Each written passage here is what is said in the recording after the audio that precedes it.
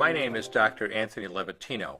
I'm a practicing obstetrician gynecologist, and I performed over 1,200 abortions. First, I'm going to describe a first trimester medical abortion. This is a procedure in which the mother swallows pills in order to terminate her baby, and it is performed up to the 9th week of pregnancy. The procedure involves 2 steps. Step 1. At the abortion clinic or doctor's office, the woman takes pills which contain mifepristone, also called RU46. RU46 blocks the action of a hormone called progesterone.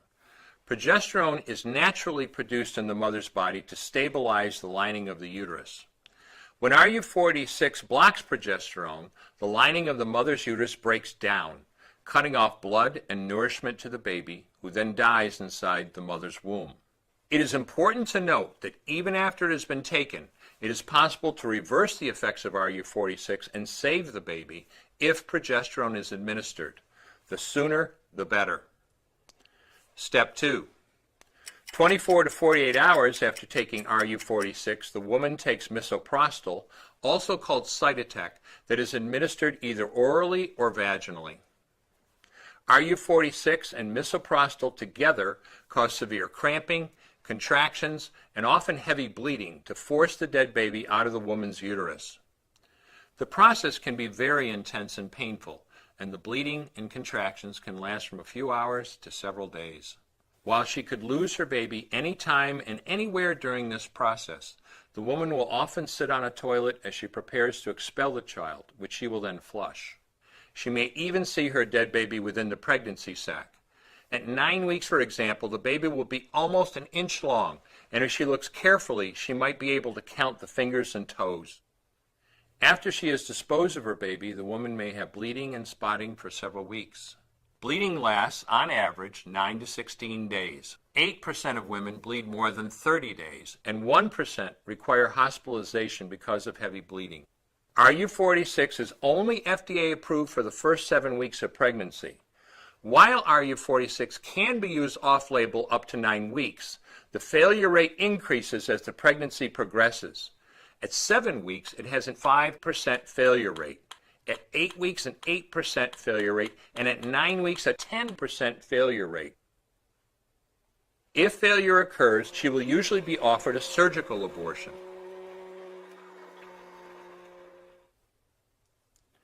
For the mother, medical abortion often causes abdominal pain, nausea, vomiting, diarrhea, headache, and heavy bleeding.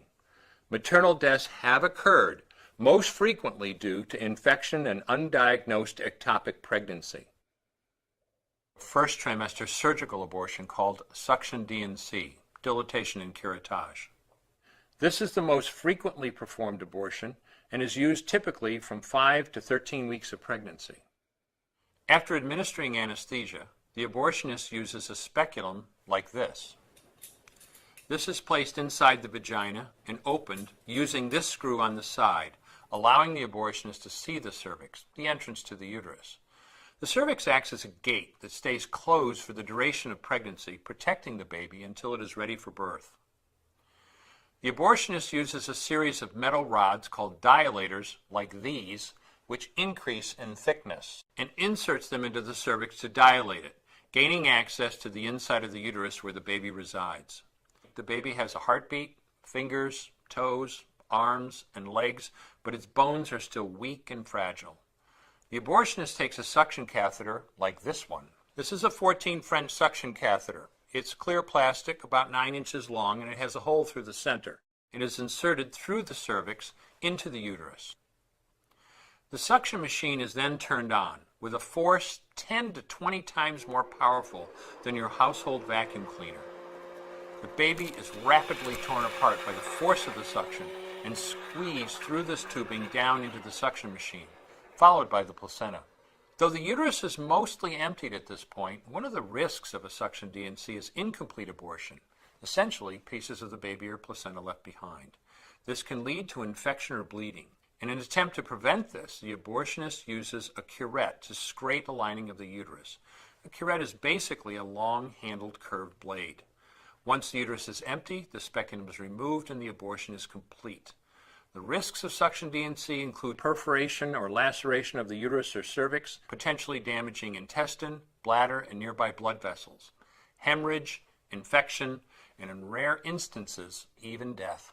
Future pregnancies are also at a greater risk for loss or premature delivery due to abortion-related trauma and injury to the cervix.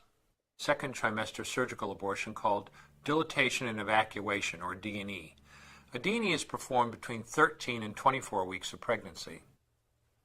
After administering anesthesia, the abortionist uses a weighted speculum, like this one, that opens the vagina widely. Because second trimester babies are so large, this greater access facilitates a late-term abortion. Late-term abortion requires that the cervix be prepared 24 to 48 hours in advance with laminaria. Laminaria is a type of sterilized seaweed that absorbs water over 8 to 12 hours and swells to several times its original diameter. Once removed, metal dilators can be used to further open the cervix as needed. Once the cervix has been stretched open, the suction tube is placed inside. A baby at 20 weeks gestation is as big as the length of my hand, from head to rump, not counting the legs. The suction machine is turned on, and pale yellow amniotic fluid surrounding the baby is suctioned out through the catheters. With babies this big, they don't fit through catheters this size. The baby's bones and skull are too strong to be torn apart by suction alone.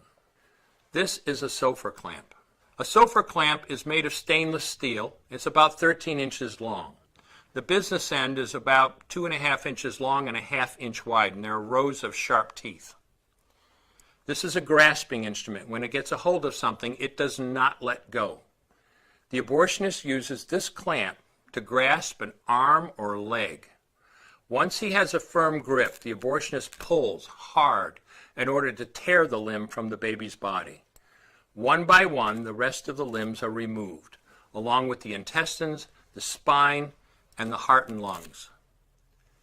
Usually the most difficult part of the procedure is extracting the baby's head, which is about the size of a large plum at 20 weeks. The head is grasped and crushed. The abortionist knows he has crushed the skull when a white substance comes out of the cervix. This was the baby's brains. The abortionist then removes skull pieces. He removes the placenta and any leftover parts of the baby with a curette, scraping the lining of the uterus for any remaining tissue.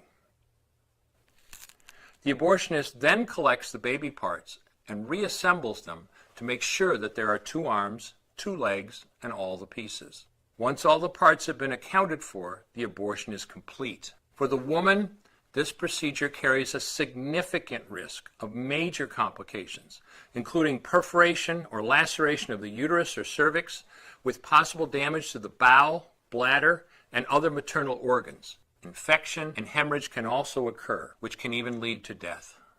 Future pregnancies are also at greater risk for loss or premature delivery due to abortion-related trauma and injury to the cervix. Finally, I'm going to describe a 3rd trimester induced abortion, which is performed at 25 weeks to term. At this point, the baby is almost fully developed and viable, meaning he or she could survive outside the womb if the mother were to go into labor prematurely. Because the baby is so large and developed, this procedure takes 3 or 4 days to complete. On day 1, the abortionist uses a large needle to inject a drug called digoxin. Digoxin is generally used to treat heart problems, but a high enough dosage of digoxin will cause fatal cardiac arrest. The abortionist inserts the needle with the digoxin through the woman's abdomen or through her vagina and into the baby, targeting either the head, torso, or heart. The baby will feel it. Babies at this stage feel pain. When the needle pierces the baby's body and the digoxin takes effect, the life of the baby will end. The abortionist then inserts multiple sticks of seaweed called laminaria into the woman's cervix. They will slowly open up the cervix for delivery of a stillborn baby. While the woman waits for the laminaria to dilate her cervix, she carries her dead baby inside of her for 2 to 3 days. On day 2, the abortionist replaces the laminaria and may perform a second ultrasound to ensure the baby is dead. If the child is still alive, he administers another lethal dose of digoxin. The woman then goes back to where she is staying while her cervix continues to dilate. If she goes into labor and is unable to make it to the clinic in time, she will give birth at home or in a hotel. In this case, she may be advised to deliver her baby into a bathroom toilet. The abortionist then comes to remove the baby and clean up. If she can make it to the clinic, she will do so during her severest contractions and deliver her dead son or daughter. If the baby does not come out whole, then the procedure becomes a D&E, a dilation and evacuation, and the abortionist uses clamps and forceps to dismember the baby, piece by piece. Once the placenta and all the body parts have been removed, the abortion is complete. Late-term abortions have a high risk of hemorrhage, lacerations, and uterine perforations, as well as a risk of maternal death. Future pregnancies are also at a greater risk for loss or premature delivery due to abortion-related trauma and injury to the cervix.